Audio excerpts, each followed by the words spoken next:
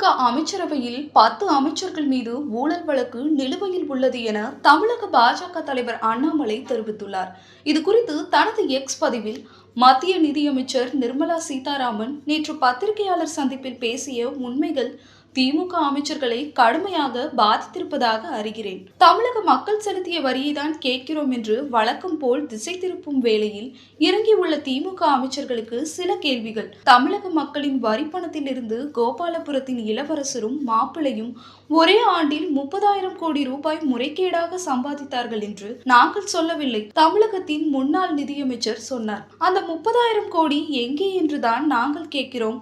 DMK files வெளியிட்ட போது Nobel steel நிறுவனத்தின் கிளை நிறுவனமான நோபல் பிரிஸ்க் நிறுவனமும் உதயநிதி ஸ்டாலின் அறக்கட்டளையும் ஒரே விலாசத்தில் இயங்குவதை சுட்டிக்காட்டி துபாயிலிருந்து நோபல் ஸ்டீல் நிறுவனத்திடமிருந்து வருவதாக சொன்ன 1000 கோடி ரூபாய் முதலீடு குறித்து கேள்வி எழுப்பியிருந்தோம். முறைகேடாக கொள்ளையடித்த மக்கள் வரிப்பணத்தை முதலீடாக கொண்டு வருகிறீர்களா என்ற கேள்விக்கு இன்று வரை பதில் இல்லை. 4000 கோடி ரூபாய் மழைநீர் வடிகால் பணிகளில் 98% முடித்துவிட்டோம் என்று தமிழக முதல்வர் உட்பட திமுக அமைச்சர்கள் அனைவரும் சொன்னபோது நீங்கள் சொன்னது எல்லாம் பொய். 42% பணிகள் தான் முடிந்துள்ளது என்று நாங்கள் சொல்லவில்லை. திமுக அமைச்சர் KN நேரு சொன்னார். 98% நிறைவடைந்ததாக சொல்லப்பட்ட பணிகளுக்கு செலவிட்ட தொகை என்ன ஆனது என்றுதான் நாங்கள் கேட்கிறோம். ஊழல் புகாரில் ஒரு அமைச்சர் சிறையில் உள்ளார். நேற்று மற்றொரு அமைச்சர் பொன்முடி ஊழல் புகாருக்கு சிறை தண்டனை பெற்று சிறை செல்ல உள்ளார்.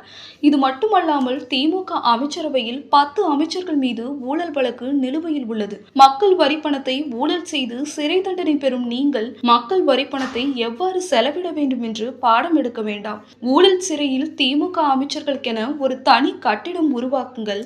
ரோம் நகர் பற்றி எரியும் போது வீடில் வாசித்ததாக சொல்லப்படும் நீரோ மன்னன் போல தென் தமிழகத்தில் வெள்ளம் ஏற்பட்டு மக்கள் தவித்த போது தமிழக முதல்வர் MK ஸ்டாலின் இண்டி கூட்டணி சந்திப்பில் பங்கேற்க டெல்லி சென்றிருந்தார். அங்கு திமுகவினருக்கு மொழிபெயர்க்க முடியாது என்றும் திமுகவினர் இந்தி கற்க வேண்டும் என்றும் உங்களை பீகார் மாநில முதல்வர் அவமானப்படுத்திய போது பெரியார், அண்ணா, கருணாநிதி ஆகியோர் கட்டுத்தந்ததை திடீரென்று மறந்துவிட்டீர்களா? விளம்பரத்திற்காக ஆட்சி நடத்தி ஸ்டிக்கர் ஒட்டும் பணியில் பொழுதை போக்கும் நீங்கள் இனியும் பெயர்களை சொல்லி மக்களை ஏமாற்ற முடியாது. மத்திய அரசு தமிழகத்திற்கு கடந்த 9 ஆண்டுகளில் என்ன செய்தது என்பதை வெள்ளை அறிக்கையாக கொடுத்துள்ளது தமிழக பாஜக. தமிழர்கள் செலுத்திய 1 ரூபாய் வரிக்கு பாரத பிரதமர் நரேந்திர மோடியின் தலைமையிலான மத்திய அரசு 2 ரூபாய் திருப்பி கொடுத்துள்ளது. அதை ஊழல் செய்யாமல் மக்களிடம் சென்று உங்களால் சேர்க்க முடியவில்லை என்றாலும் பரவாயில்லை, அதை தடுக்காதீர்கள் என தெரிவித்தார்.